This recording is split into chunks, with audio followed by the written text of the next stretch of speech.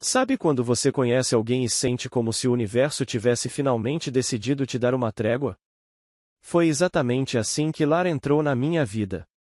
Eu estava num churrasco de aniversário de um amigo, meio deslocado no canto, segurando um copo de refrigerante morno, quando ela apareceu, com aquele sorriso largo e olhos que pareciam desafiar qualquer um a olhar para outro lugar. Ela não pediu licença, simplesmente chegou, encostou no balcão ao meu lado e disse: "Você tem cara de quem nunca se diverte." Eu tô certa? Eu ri, meio sem graça.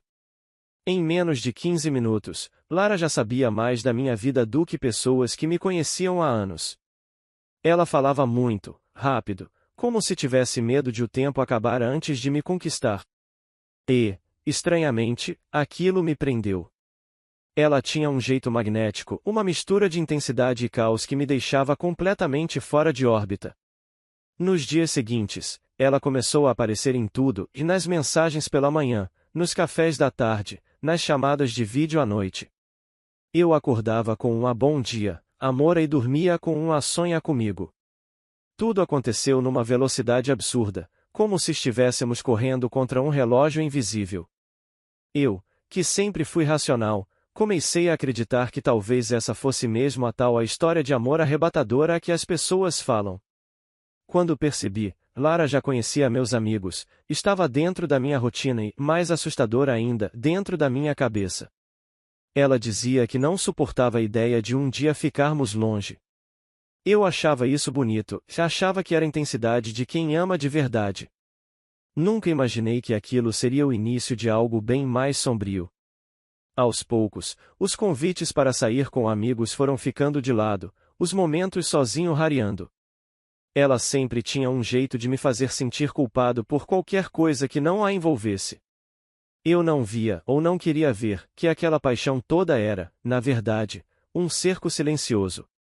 E foi exatamente nesse ponto, quando eu ainda acreditava estar vivendo um conto de fadas, que as primeiras rachaduras começaram a aparecer, e eu nem fazia ideia do tamanho da tormenta que vinha pela frente. Eu sempre achei que confiança era a base de qualquer relacionamento. Por isso, quando Lara disse que ia sair com as amigas naquela sexta-feira, eu não hesitei em dizer se divirta. Ela me deu um beijo rápido, usou aquele perfume que sempre me deixava zonzo e saiu girando os cabelos, como se o mundo inteiro fosse o palco dela. Eu fiquei em casa, tranquilo, sem imaginar que aquela noite mudaria tudo. Por volta das 3 da manhã, meu celular vibrou. Uma notificação de mensagem de um número desconhecido. Quando abri, meu peito gelou. Era um vídeo curto, gravado claramente num bar, e Lara dançando no meio da pista, envolvida com outro cara, as mãos dele na cintura dela, o beijo acontecendo como se eu nunca tivesse existido.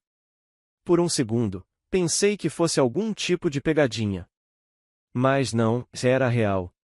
E a pior parte é que ela parecia feliz. Eu passei a madrugada inteira encarando aquele vídeo, como se minha mente estivesse tentando encontrar uma explicação lógica. Quando ela voltou no dia seguinte, toda sorridente, perguntei o que significava aquilo. E foi então que Lara me olhou com uma calma assustadora e disse: "Você me sufoca, sabia?" Eu precisava respirar. Eu precisava me sentir viva. Respirar? Se sentir viva? Era como se a dor que eu sentia fosse invisível para ela. Lara não demonstrava culpa, nem arrependimento, só convicção. Segundo ela, não tinha sido traição. Era a liberdade. Eu nunca tinha ouvido alguém justificar uma facada emocional com tanta frieza. Quando tentei explicar que aquilo me destruiu, ela apenas suspirou, como quem escuta uma criança chorando por algo bobo. "Você dramatiza demais. Eu ainda te amo, só não posso ser enjaulada." Naquele instante, eu senti algo quebrando por dentro. Não era só ciúmes, nem raiva, era como se eu estivesse sendo lentamente apagado da história que antes era nossa. Lara transformava o erro dela num problema meu, como se eu fosse o controlador, como se eu fosse o vilão por ter sentimentos. E foi exatamente nesse jogo de inversão que tudo começou a desandar. Porque quando percebi que ela não estava arrependida, foi quando ela começou a perceber que estava perdendo o controle sobre mim. E Lara nunca lidou bem com a ideia de perder. Nunca. Eu não lembro exatamente como consegui dizer as palavras acabou. Estava com as mãos tremendo, o coração batendo tão forte que parecia querer fugir do meu peito. Lara, sentada no sofá, olhava para mim com aquele sorrisinho torto, como quem não levava nada daquilo a sério. Ela cruzou as pernas devagar, inclinou a cabeça e soltou um riso curto. Você vai voltar, você sempre volta. Aquilo me arrepiou. Ela não estava desesperada, não chorava, não pedia desculpas. Ela estava confiante. Como se eu fosse uma peça fixa no tabuleiro dela, como se minha dor fosse um detalhe descartável. Mas naquele dia, algo em mim simplesmente desmoronou, e junto com esse desmoronamento veio uma clareza brutal, e eu não queria mais viver aquilo. Saí de casa com a sensação de ter deixado um furacão trancado para trás. Eu queria silêncio. Queria paz. Só que, para Lara, rejeição não era uma resposta possível. Era um insulto. No começo, foram mensagens. Centenas, de todos os tipos. Ora doces, eu sei que a gente vai se acertar, a hora ácidas, ninguém vai te amar como eu amo. Eu bloqueava um número, ela arranjava outro. Bloqueava as redes, ela criava perfis falsos. Não importava o quanto eu tentasse desaparecer, ela sempre encontrava uma forma de me alcançar. Depois vieram as ligações para amigos, familiares, até colegas de trabalho. Ela aparecia em lugares aleatórios fingindo a coincidências, como se fosse obra do destino nos unir de novo. Mas não era destino. Era obsessão. A cada não que eu dava, Lara parecia ficar mais determinada. E quanto mais determinada ela ficava, mais eu sentia minha própria liberdade escorrendo por entre os dedos. Uma noite, voltei para casa e encontrei uma carta colada na minha porta. Você é meu lar, e ninguém abandona o próprio lar. Aquilo me arrepiou da cabeça aos pés. Não havia remorso naquelas palavras. Havia a posse. Como se eu fosse algo que ela pudesse simplesmente pegar de volta quando bem quisesse. Foi ali que entendi, e eu não estava mais lidando com um coração partido. Eu estava lidando com alguém que não aceitava perder o controle. E quando Lara perde controle, as coisas nunca ficam quietas por muito tempo. Eu sempre achei que minha casa era meu refúgio. O único lugar onde eu podia fechar a porta e respirar sem precisar olhar por cima do ombro. Mas naquela noite, eu entendi que nem isso me pertencia mais. Era tarde, o dia tinha sido exaustivo, e tudo o que eu queria era tomar um banho e deitar. Assim que coloquei a chave na fechadura, percebi que a porta não estava trancada. Meu corpo inteiro gelou. Eu tinha certeza de que havia trancado ao sair. Cada passo que dei para dentro foi pesado, como se eu estivesse invadindo a minha própria casa. E então vi pétalas de rosa espalhadas pelo chão, velas acesas no corredor e uma música baixa tocando, a nossa música. No quarto, Lara estava deitada na minha cama, vestindo um vestido branco leve, como se estivesse encenando alguma cena de filme romântico barato. Quando me viu, abriu aquele sorriso que antes me desmontava, se agora me arrepiava de puro medo. Eu sabia que você viria, como sempre. Ela falava como se ainda fossemos um casal, como se todo o término, as discussões, os bloqueios, simplesmente não tivessem existido. Quando perguntei como ela entrou, ela respondeu com a maior naturalidade do mundo. Você deixou a janela do fundo destrancada. Era um sinal. Não era um sinal. Era invasão. Mas na cabeça dela, qualquer brecha era um convite. Eu disse para ela sair. Ela riu. Sabe aquela risada que não tem humor nenhum? Era exatamente essa. Para de fingir, amor. A gente nasceu para isso. Eu aqui, você aí. Isso é amor. Tentei manter a calma, mas por dentro minha mente gritava. Era como estar diante de alguém que vivia uma realidade paralela. E o mais assustador. Ela realmente acreditava. Depois de muito insistir, ela foi embora, deixando para trás o cheiro do perfume que um dia eu amei e agora me fazia enjoar. Naquela noite, dormi no sofá, de luz acesa, com a sensação de que meu lar não era mais meu. E foi a partir desse momento que percebi, se não importava onde eu estivesse, Lara encontraria um jeito de aparecer. Porque para ela, distância não era um obstáculo, era só mais uma oportunidade de provar que o destino estava do lado dela. Depois daquela noite, viver na mesma cidade que Lara começou a parecer uma sentença de prisão invisível.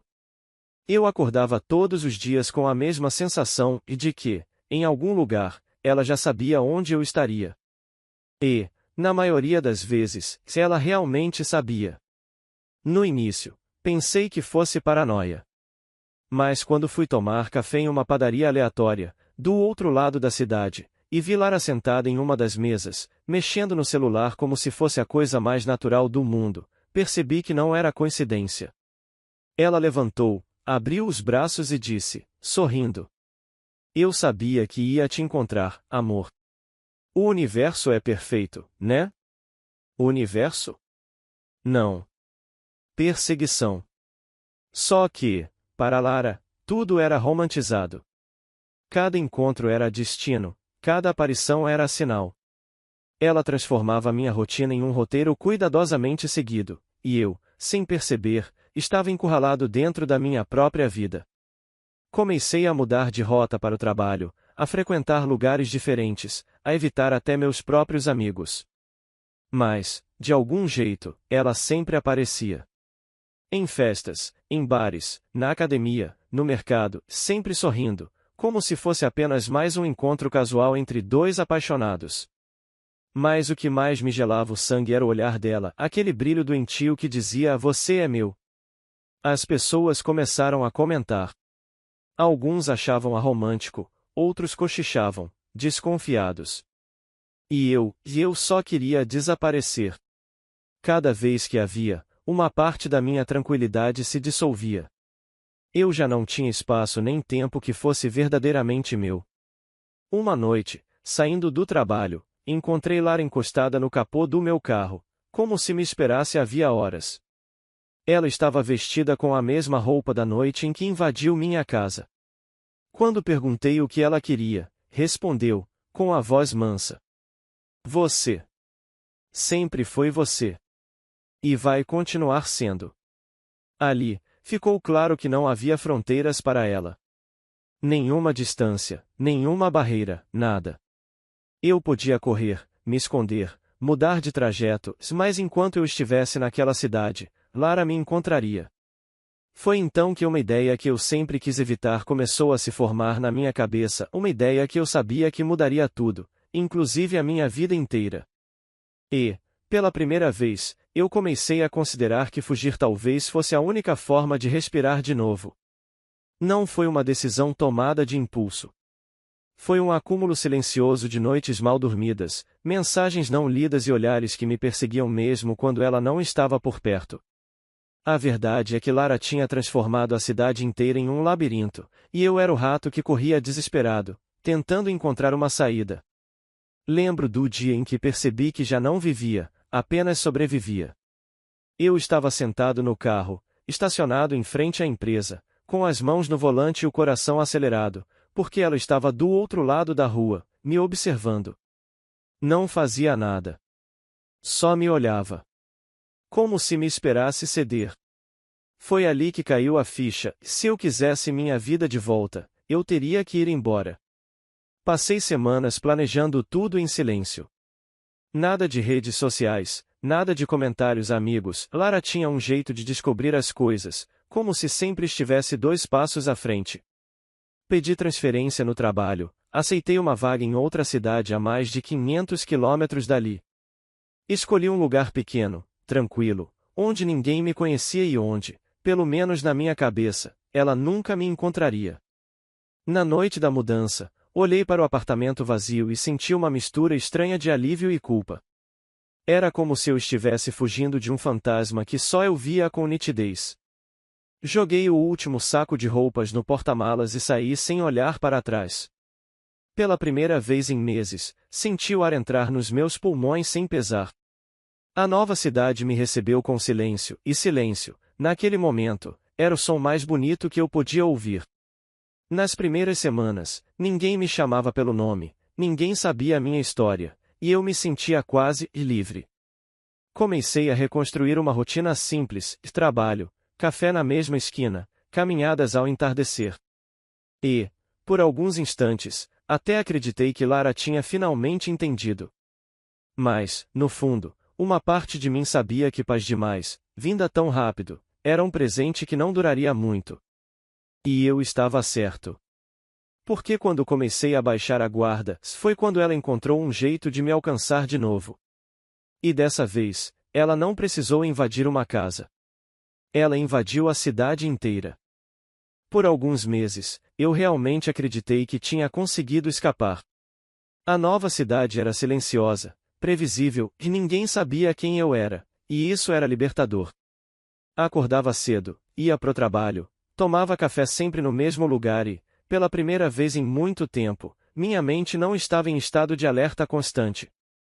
Eu começava a reaprender o que significava viver sem medo. Foi em uma terça-feira comum, dessas que não carregam presságios, que tudo mudou de novo. Eu estava no escritório, revisando relatórios, quando ouvi uma risada. Não era uma risada qualquer. Era a risada dela alta, cortante, impossível de confundir. Meu corpo congelou. Quando me virei, Lara estava parada na recepção, com um buquê de flores nas mãos e aquele mesmo sorriso que um dia me encantou, e que agora só me causava calafrios. Eu sabia que você sentiria a minha falta, ela disse, como se tivesse sido convidada. Os colegas de trabalho olharam para mim, confusos, sem entender a tensão que tomou conta do ar. Lara agia como se tudo estivesse normal, como se tivéssemos apenas brigado e eu tivesse feito a birra ao me mudar. Contou para todos que éramos namorados e que ela tinha vindo me buscar. A sensação era sufocante. Eu tinha atravessado quilômetros para respirar e, mesmo assim, ela me encontrou. Depois descobri que ela havia rastreado minha localização através de postagens públicas de um colega, alguém que, sem saber, expôs informações suficientes para Lara montar o quebra-cabeça e me alcançar. Nos dias seguintes, ela passou a aparecer na porta da empresa, sentar em frente ao prédio, me seguir discretamente pelas ruas. Ela ria, mandava mensagens, dizia que tudo aquilo era romântico, que eu estava sendo orgulhoso. Mas, na verdade, era só mais uma prova de que não existia distância capaz de deter a obsessão que queimava dentro dela. Eu tentei conversar, explicar, implorar. Mas Lara não ouvia, ela nunca ouvia. Na mente dela, nada tinha terminado. Eu não tinha fugido, estava apenas confuso, e ela estava ali para me trazer de volta. E foi aí que a linha entre incômodo e ameaça finalmente desapareceu. Porque quando alguém ignora todos os limites, a única saída é traçar uma linha que eles não possam cruzar. E eu sabia qual seria a minha próxima medida. Eu sempre achei que pedir ajuda fosse um sinal de fraqueza. Mas quando você acorda e a primeira coisa que vê é a pessoa que você tentou deixar para trás parada na calçada, sorrindo, como se estivesse em casa, percebe que aquilo não é mais um problema emocional, é uma ameaça real. Lara começou a aparecer em tudo. No portão da empresa, no café em frente, até na rua da minha nova casa. E não era com raiva ou escândalos, era com calma, como se estivesse apenas aguardando que eu aceitasse ao nosso destino juntos. O que tornava tudo mais assustador era exatamente isso, e a tranquilidade com que ela tratava a minha fuga como uma simples fase de negação. Certa manhã, depois de mais uma noite sem dormir, entrei na delegacia. Sentar naquela cadeira fria e contar tudo para o policial foi como abrir uma ferida que eu vinha escondendo por meses. Contei sobre a invasão da minha casa, sobre as perseguições, sobre como ela cruzou fronteiras físicas e mentais para continuar me cercando. Eu me senti vulnerável, pequeno, envergonhado, mas, acima de tudo, cansado. A medida protetiva foi concedida rapidamente. Quando Lara recebeu a notificação, eu estava presente. Esperei lágrimas, gritos, histeria. Mas não, ela riu. Você acha mesmo que um papel vai nos separar? A voz dela saiu mansa, quase doce. Como se estivesse me consolando por acreditar que aquilo seria o fim. Nos dias seguintes, ela ignorou a ordem como se fosse um simples detalhe burocrático. Apareceu novamente perto do meu prédio, caminhou pela rua da empresa, enviou mensagens de números diferentes. Era como se cada nova regra fosse apenas mais um obstáculo a ser contornado, e não um limite a ser respeitado. Foi nesse ponto que a família dela entrou na história. Até então, eles minimizavam tudo, diziam que Lara era intensa, mas boa menina. Só que, ao ver a gravidade da situação e o descumprimento da medida judicial, finalmente perceberam que aquilo tinha passado de qualquer controle. Em uma manhã cinzenta, a ambulância estacionou em frente à minha casa. Foi a primeira vez que eu não precisei fugir, outros estavam agindo. Lara foi levada, sem resistir, com o mesmo sorriso calmo no rosto. Um sorriso que me arrepiou de novo.